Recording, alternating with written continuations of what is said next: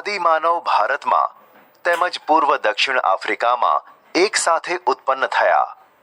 ભારતના ભાતીગળ વારસા અને સમૃદ્ધિના આકર્ષણના કારણે અનેક વિદેશી પ્રજાઓ ભારત તરફ આકર્ષાઈ.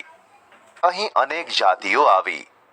પરિણામે ભારતમાં લગભગ બધી જ જાતિના તત્વો મળી આવે છે. ભારતમાં દ્રવિડ પ્રજાની ગણના પ્રાચીનતમ પ્રજા તરીકે થતી હતી, પરંતુ ધ્રુવંશ શાસ્ત્રીઓ અને ભાષાશાસ્ત્રની અદ્યતન શોધખોળોથી એવું જાણવા મળ્યું છે કે દ્રવિડો અને બીજી 6 જેટલી ભિન્ન ભિન્ન પ્રજાઓ પણ અહીં રહેતી હતી. તેમના વિશે જોઈએ. 1. નેગ્રીટો, હબ્સી પ્રજા. નેગ્રીટો અથવા નિગ્રો જાતિ એટલે કે હબ્સીઓ ભારતના સૌથી પ્રાચીન નિવાસીઓ છે. કેટલાક ઇતિહાસકારોનું માનવું છે કે નેગ્રીટો અથવા નિગ્રો એટલે કે હબ્સીઓ આફ્રિકામાંથી બલુચિસ્તાનના રસ્તે થઈ ભારતમાં આવેલા. તેઓ વર્ણે શ્યામ, 4 થી 5 ફૂટ ઊંચા અને માથે વાંકડિયા વાળ ધરાવતા હતા. 2. ઓસ્ટ્રેલોઇડ, નિષાદ પ્રજા. આ પ્રજા અગ્નિ એશિયામાંથી આવેલી હતી. તેઓનો રંગ શ્યામ, લાંબુ અને પહોળું માથું, ટૂંકું કદ, ચપટું નાક તેમની શારીરિક વિશેષતા હતી. ભારતમાં આવેલા આર્યો તેને નિષાદ કહેતા. ભીલી પ્રજા માટે નિષાદ શબ્દ પ્રયોજવામાં આવતો હતો.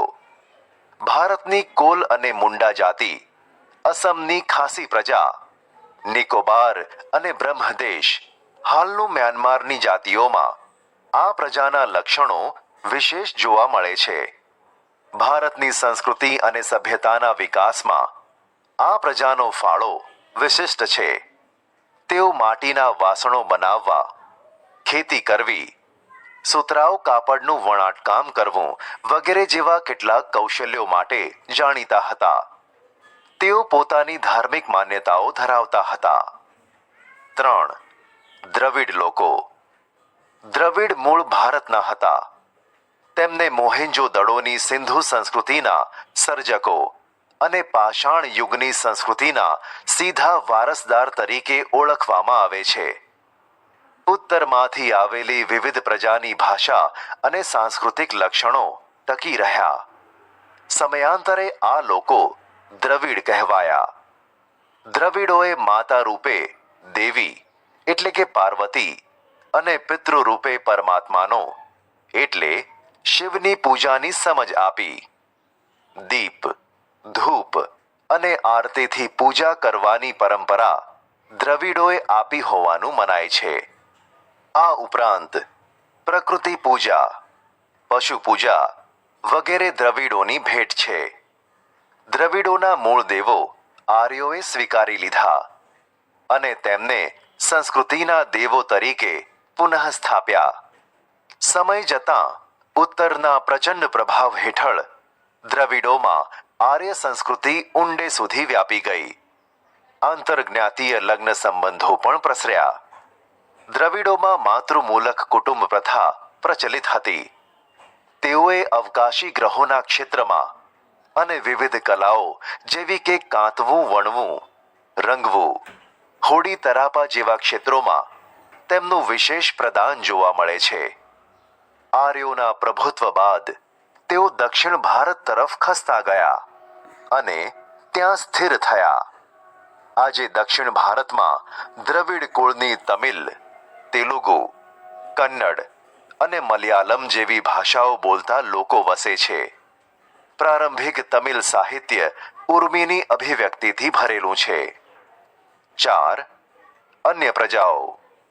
આ ઉપરાંત ભારતમાં મોંગોલોઇડ, અલ્પાઇન, ડિનારિક અને આર્મેનોઇડ પ્રજા પણ હતી. મોંગોલોઇડ. આ પ્રજા ઉત્તર પશ્ચિમ ચીનમાંથી તિબેટમાં થઈ ભારતમાં આવી. તેમણે ઉત્તર આસામ, સિક્કિમ, ભૂતાન, પૂર્વ બંગાળ વગેરેમાં વસવાટ કર્યો. સમય જતાં તેમનું ભારતીયકરણ થયું. આ પ્રજાનો વર્ણ પીળો, ચહેરો ચપટો, ઉપસેલા ગાલ અને બદામ આકારની આંખો જેવા શારીરિક લક્ષણો ધરાવતી હતી. મોંગોલોઇડ લોકો પીળા વર્ણના હોવાથી તે કિરાત તરીકે ઓળખાતા.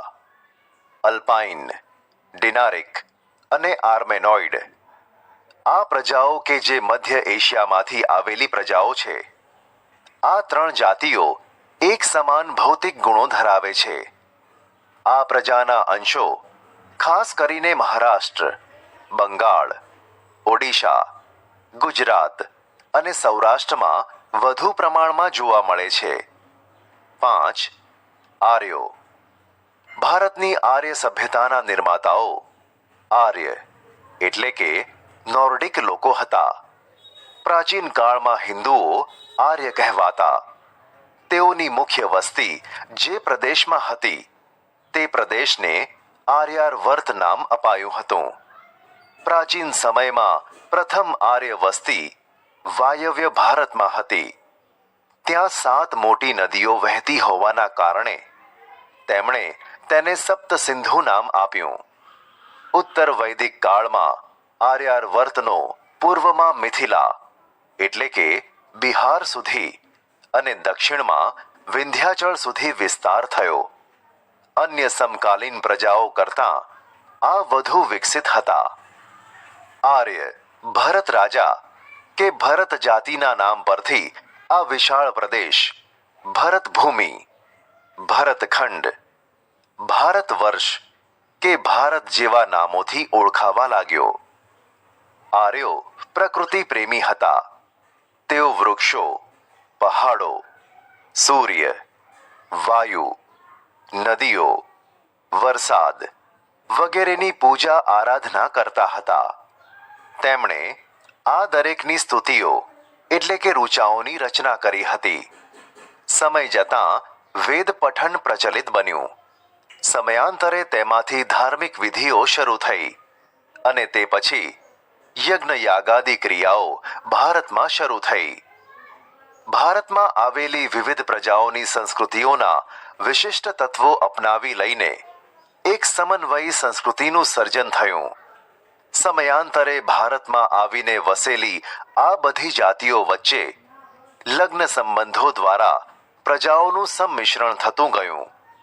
બધાની એક વિશિષ્ટ રહેણી કરણી, અનેક ભાષાઓ, વિચારો, ધાર્મિક માન્યતાઓનો પણ સમન્વય થતો ગયો. આમ પ્રારંભ કાળથી જ આપણા દેશમાં એક સમન્વયકારી સંસ્કૃતિનું નિર્માણ થતું રહ્યું, જેણે ભારતને ભવ્ય અને સમૃદ્ધ વારસો આપ્યો. ભારતમાં ભાતીગળ સંસ્કૃતિનો વિકાસ થયો.